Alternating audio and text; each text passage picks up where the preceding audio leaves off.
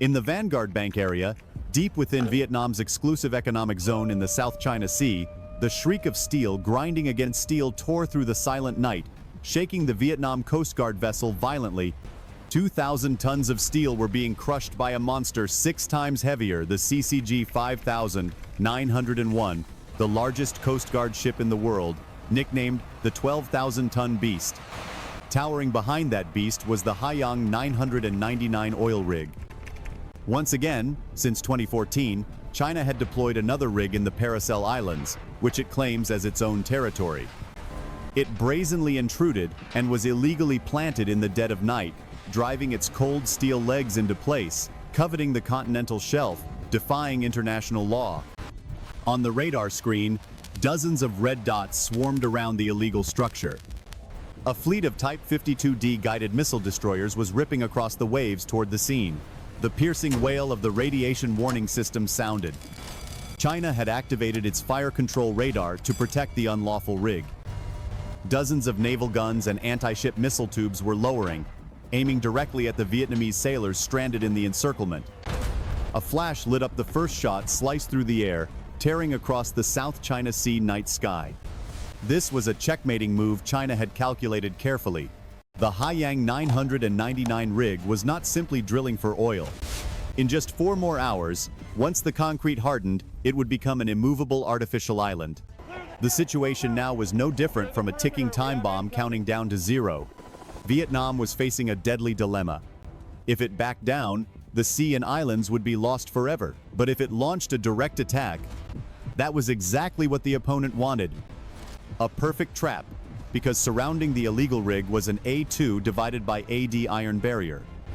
HQ-9 long-range air defense systems on nearby artificial islands had been activated, creating a 200-kilometer no-fly zone over the sea.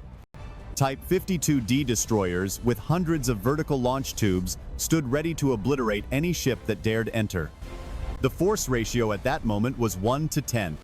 But the Vietnamese sailors were not alone. They had support from international partners. This support would become the boldest strike in Vietnam's modern naval history. The biggest question now was whether this covert coordination would be enough to pierce the steel shield of a superpower. Could the small submarines and brave pilots achieve a miracle within 4 short hours before the concrete block permanently rooted itself into the seabed? Before we witness this daring plan, hit subscribe and turn on the notification bell immediately.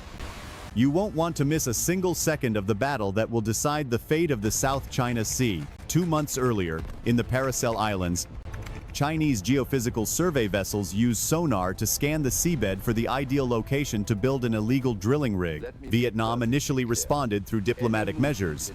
Vietnam Coast Guard ships continuously broadcast warnings, issued diplomatic notes, and exposed China's scheme through international media. The world also spoke up, from the United Nations headquarters to the White House in Washington and several other nations. Strong diplomatic messages were sent. The United States publicly demanded an end to provocative actions and respect for the status quo in the South China Sea, but all warnings were met with cold arrogance. China dismissed all international legal documents, declared the issue an internal matter, demanded all external nations stay out of the South China Sea, and presented baseless claims asserting Chinese sovereignty.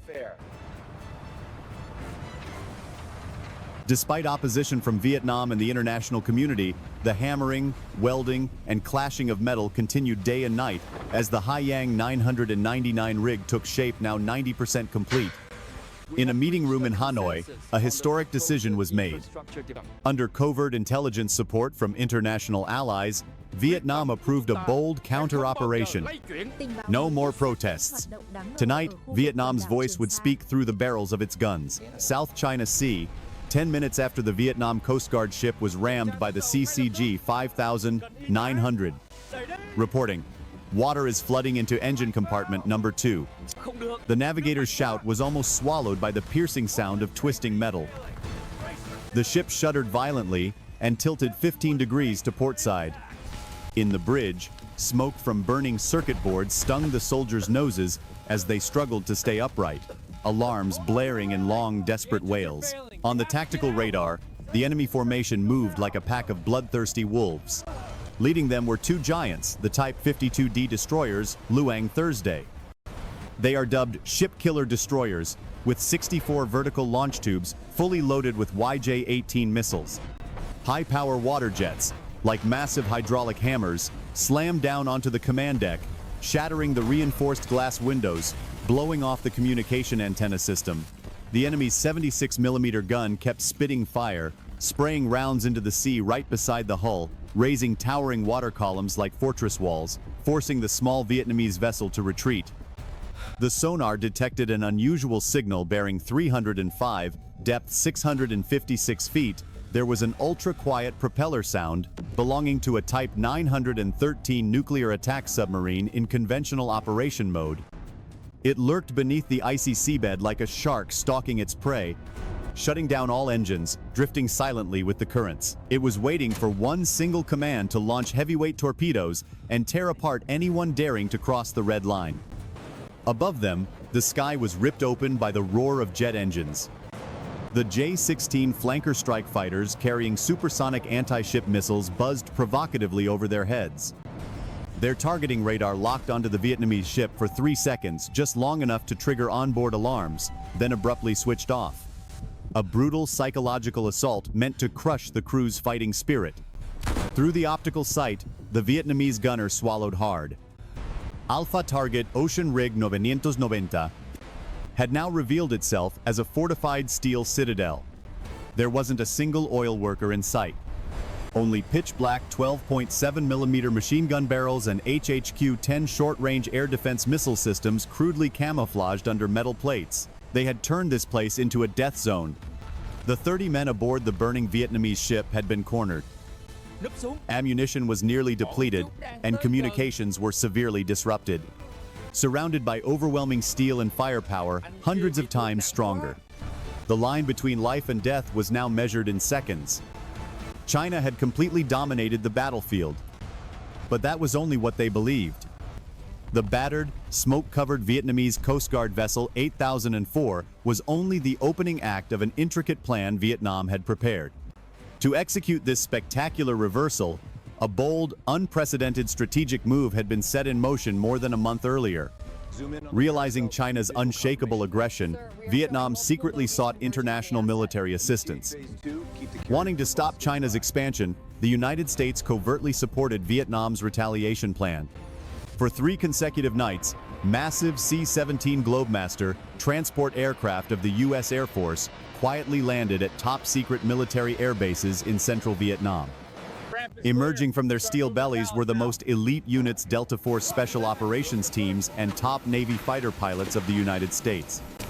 With advanced electronic warfare technology from 2 EA-18G Growlers, U.S. and Vietnamese forces approached the rig without triggering a single radar signal. These electronic Grim Reapers activated full stealth mode.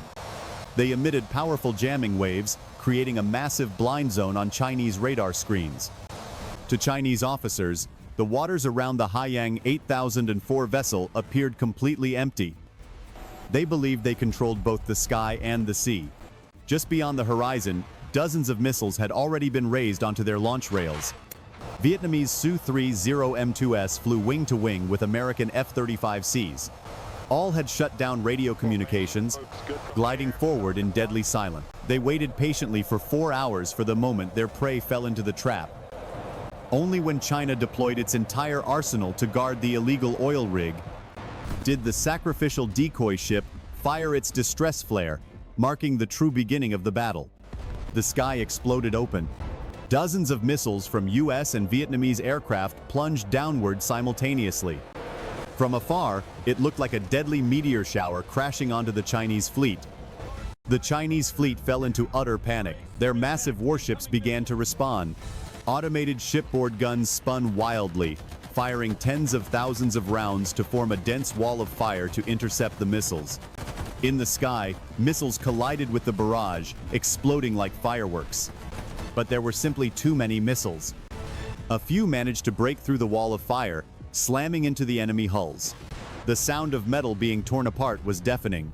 The flames burst out. At this moment, the fighter jets from both sides charged at each other. The scene was chaotic, like a swarm of bees scattering. Our aircraft and the enemy's aircraft chased each other wildly, twisting and turning in midair. The engines roared so loudly they shook everything, deafening the mind. No one cared what type of aircraft they were. All they saw were white smoke trails crisscrossing. And occasionally, one would burst into flames and plummet straight into the sea. The surface was loud and chaotic, but the ocean floor below was silent and tense.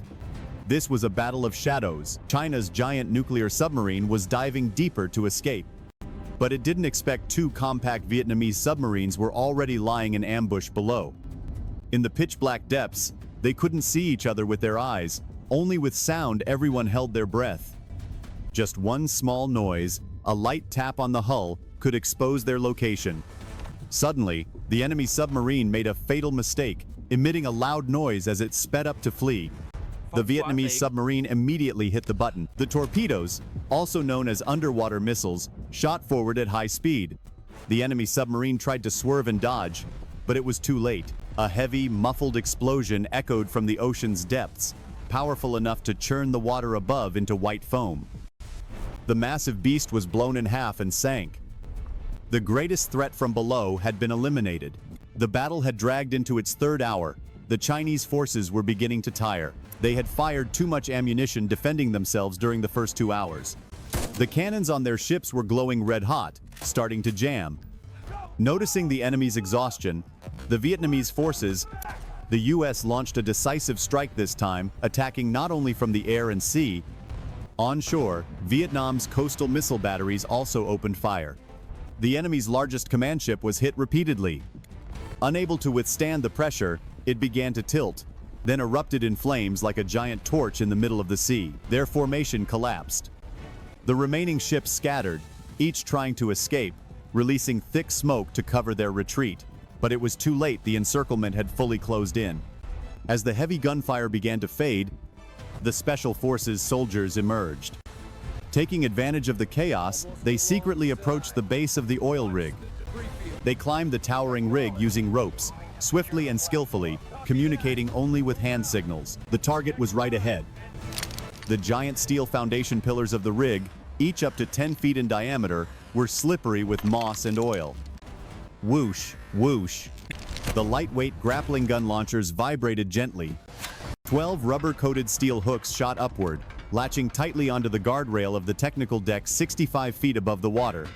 The climb began. This was a brutal test of physical strength. The commandos, carrying tens of pounds of equipment, weapons, and explosives, had to climb the swaying ropes in winds, reaching force 7. Below them was the deep ocean. Above them were enemy gun barrels. Just one small mistake, one slip from a wet hand, they would fall and be swallowed by the waves. But they climbed quickly and smoothly, silent and steady like geckos on a cliff. Captain Hung was the first to reach the edge of the metal deck. He slowly raised his head, his eyes sweeping through the darkness behind his night vision goggles. On the first floor technical corridor, 2 Chinese guards panicked as they looked out to sea, where their fleet was burning. They shouted into their radios, completely unaware that death was standing right behind them. 2 dark figures vaulted over the railing, closing in on the guard post with lightning speed. The 2 guards collapsed softly onto the floor, unable to utter a single sound. The commandos gently caught the bodies and dragged them into a hidden corner. The enemy's weapons were still holstered, their safeties not even unlocked. That is the caliber of Vietnamese commandos. Silent, unexpected, going deep, striking hard. Area A1 secure. Deploy the formation. The commando team split into 2 groups. Group 1 handled the explosives to destroy the platform legs. Group 2, led by Hung, advanced straight toward the command center on the top floor. But as they approached the stairs leading to the second floor, a security camera rotated toward them. The alarm on the rig screeched deafeningly. Intruders! Intruders! The enemy's loudspeakers blared. A steel door ahead burst open. A squad of heavily armed Chinese Marines stormed out, unleashing a hail of bullets down the stairwell. Gunfire crackled violently, echoing through the enclosed metal space like a deafening hammer. Bullets scraped across the steel floor, sending sparks flying everywhere. Smoke grenades cover! Hung yelled as he pressed tightly against the bulkhead. An M18 smoke grenade was thrown out. A thick white cloud erupted, blocking the enemy's line of sight. Taking advantage of a brief ceasefire caused by the loss of visibility, Hung and his teammates pushed through the smoke and opened fire. The shots were sharp, precise, merciless.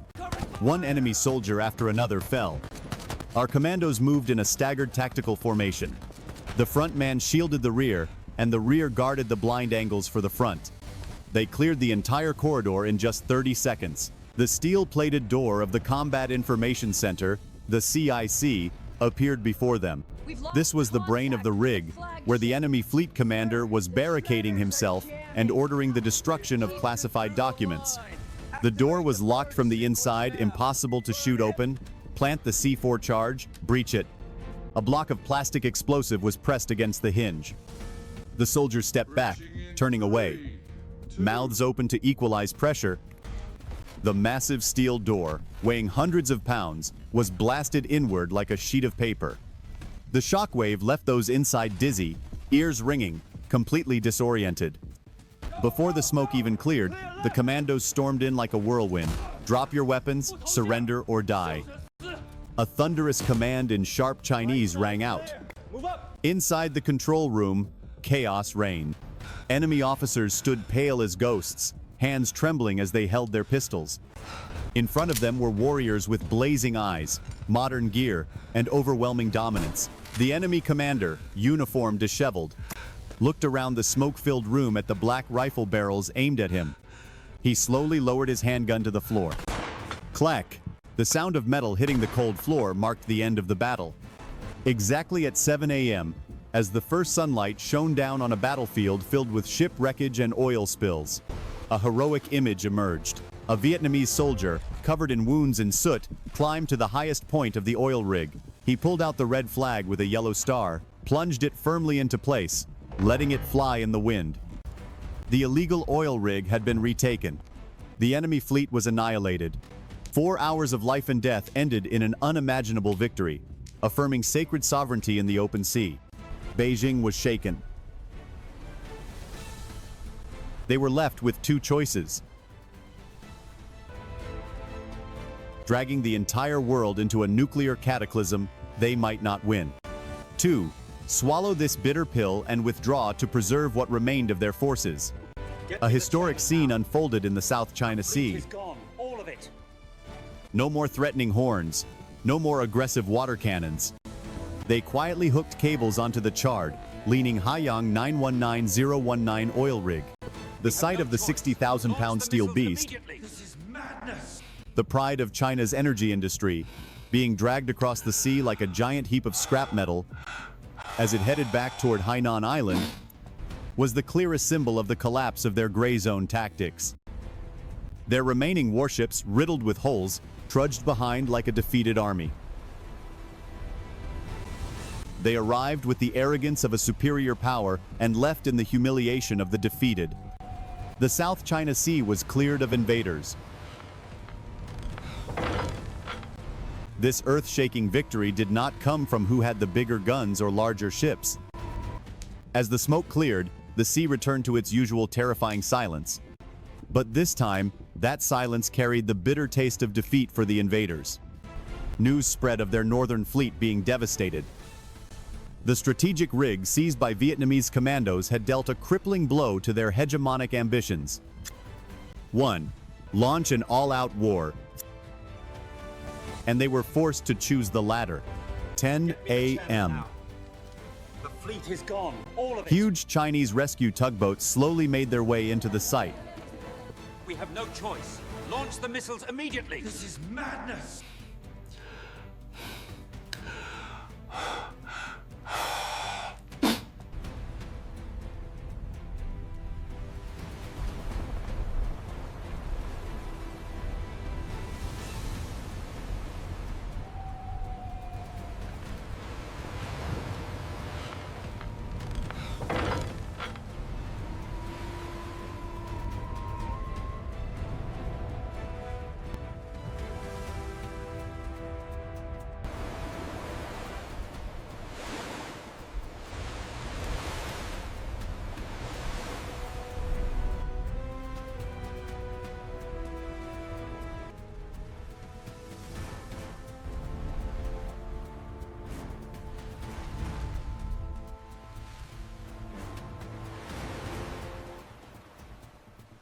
But this victory was a powerful testament to Vietnamese intelligence and resolve. The art of knowing yourself and knowing your enemy. First, the sophisticated strategy of misdirection. Using a small Coast Guard vessel as bait was a chillingly bold move. Vietnamese commanders understood the enemy's arrogance perfectly. They lured them into deploying every valuable asset nuclear submarines and advanced radars out of their safe zone. We turned the enemy's greatest strengths into their deadliest weaknesses. Second, the masterful use of timing and military diplomacy. Vietnam did not fight alone. The covert handshake with the U.S. Air Force to create the Murata blind zone was a tactical masterpiece. We borrowed the electronic shield of our allies to cover our spear as it struck. It was the perfect blend of Western technology and Eastern grit, the bravery of Eastern soldiers. And finally, the decisive factor was still the human element. While the enemy relied entirely on automated systems, Vietnamese soldiers maximized individual skills. That commando strike, something no enemy computer could ever predict. They had neutralized a steel fortress using nothing but explosives, coordination, and sheer courage. This battle will be written into global military textbooks as a classic example of asymmetric warfare. That a small army, with intelligent tactics and unbreakable determination, can completely shatter the claws of any superpower. The oil rig was dragged away, but the lesson it left behind remains burning hot. This victory sends a message as hard as steel, echoing from the mainland to the distant islands, reaching even the capital of those who covet these waters. The South China Sea is the blood and flesh of Vietnam. Remember the fiery summer of 2014 when the Haiyang Shiyu 981 incident erupted. It was the sharpest wake-up call showing that the ambition to monopolize the South China Sea is real, turning the absurd 9-dash line into reality, from cable-cutting ships to militarized artificial islands. However, 4,000 years of building and defending the nation have proven an unchanging truth. Vietnam may be small, but it is never weak. The red flag with the yellow star flying atop that scorched oil rig is the declaration of an inviolable sovereignty. No matter how large the enemy is, how modern their technology may be, before the will to defend the motherland of the Vietnamese people, they are nothing but paper ships before a tsunami. Hoang Sa and Truong Sa will forever belong to Vietnam. And now, I want to pass the floor to you, the brilliant strategists of this channel. A tough question. If this scenario happened in real life, but without the support of the U.S. Air Force, would Vietnam's Navy, with its current burst DNP missile stockpile and Kilo-class submarines, be able to hold off the opposing fleet, and for how long? And would China dare to recklessly launch a full-scale war? Leave your analytical comments below. I will pin the sharpest comments so we can debate together. If you found this video helpful, give it a like, hit the subscribe button, and turn on the notification bell immediately. Your support is the motivation for me to continue creating the next military blockbuster scenarios.